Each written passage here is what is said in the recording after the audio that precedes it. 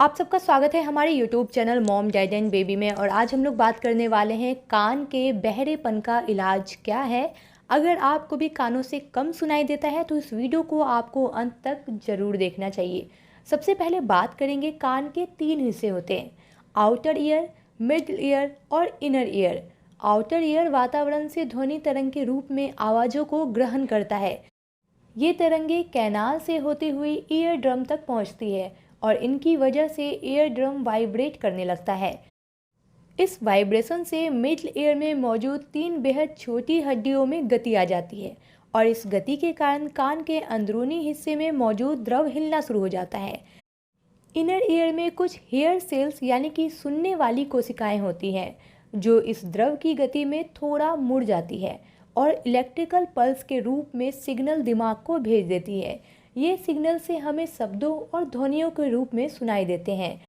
अब बात कर लेते हैं, अगर आपको कम सुनाई देता है तो यह किस किस तरीके का हो सकता है। यानी हेयरिंग लॉस यानी सुनने का दोष या नुकसान 2 तरह का होता है। कंडक्टिव हेयरिंग लॉस, यह कान के बाहरी और बीच के हिस्से में आई समस्या की वजह से होता है।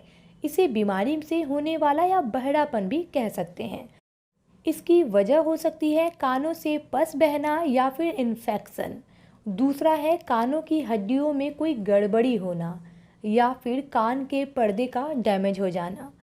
ट्यूमर की वजह से भी बहरेपन का शिकार हो सकते हैं।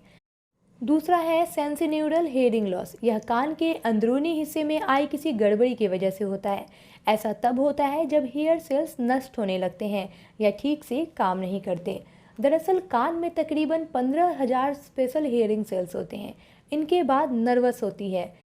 हेयरिंग सेल्स को नर्वस की शुरुआत कहा जाता है। इन्हीं की वजह से हम सुन पाते हैं, लेकिन उम्र बढ़ने के साथ साथ ये सेल्स नष्ट होने लगते हैं जिससे नर्वस भी कमज़ोर पड़ जाता है और सुनने की शक्ति कम हो जाती है। इसकी वजह है उम्र का बढ़ना, कुछ खास तरह की दवाएं जैसे कि जेंटामाइसिन का इंजेक्शन या फिर बैक्टीरियल इन्फेक्शन आदि इस्तेमाल, कुछ बीमारी जैसे कि डायबिटीज और हार्मोन का असंतुलन, इसके अलावा मेंटाजाइटिस, खसरा, कंठमाला आदि बीमारियों से भी सुनने की क्षमता प्रभावित हो सकती है।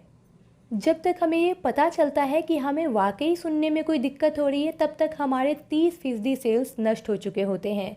एक बार नष्ट हुए सेल्स हमेशा के लिए खत्म हो जाते हैं, उन्हें दोबारा हासिल नहीं किया जा सकता। अब सबसे पहले बात करेंगे कि इसके लक्षण क्या है, कैसे पहचान सकते हैं। सुनने की क्षमता में कमी आने की शुरुआती लक्षण बहुत साफ नहीं होते, लेकिन यहाँ ध्यान देने की बात है कि सुनने की क्षमता में आई कमी वक्त के साथ साथ धीरे धीरे कम होती जाती है। ऐसे में जितना जल्दी हो सके इसका इलाज करा लेना चाहिए। कुछ ऐसे डॉक्टर से मिलना चाहिए जो आपका इलाज कर सके। सामान्य बातचीत सुनने में दिक्कत होना, खासकर अगर बैकग्राउंड में शोर हो रहा हो, बातचीत के दौरान बार बार लोगों से पूछना उन्होंने क्या कहा, फ़ोन पर सुनने में दिक्कत होना, बाकी लोगों के मुकाबले ज़्यादा तेज़ आवाज़ में टीवी या म्यूजिक सुनना, नेचुरल आवाज़ों को सुन ना पाना, मसलन बारिश या पक्षियों की चहचहाने की आवाज़ को ना सुन पाना, नवजात बच्चे का आवाज़ न सुन पाना। इलाज क्या है इसका? इन्फेक्शन की वजह से सुनने की क्षमता में अगर कमी आती है तो इसे दवाओं से ठीक किया जा सकता है। अगर पर्दा डैमेज हो गया है तो सर्जरी करनी पड़ती है। कई बार पर्दा डैमेज होने का इलाज भी दवाओं से ही हो जाता है। नर्वस में आई किसी कमी की वजह से सुनने की क्षमता में कमी आई तो जो नुकसान नर्वस को हो गया है उसे किसी भी तरीके से वापस नहीं लाया जा सकता।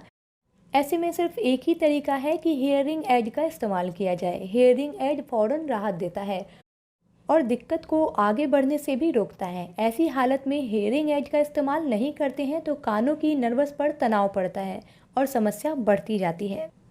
सुनने की क्षमता में कमी पैदाइशी हो सकती है, इसलिए सलाह यही दी जाती है कि बच्चे के पैदा होने के बाद सुनने की क्षमता की जांच होनी चाहिए।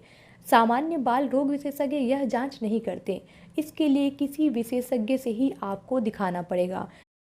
जांच में बच्चे को कुछ भी करने की ज़रूरत नहीं पड़ती, मशीन से देखकर ही ये बताया जा सकता है कि बच्चे को किसी तरह की कोई दिक्कत तो नहीं है। उम्मीद करती हूँ आपको ये वीडियो पसंद आई होगी और काम की भी होगी।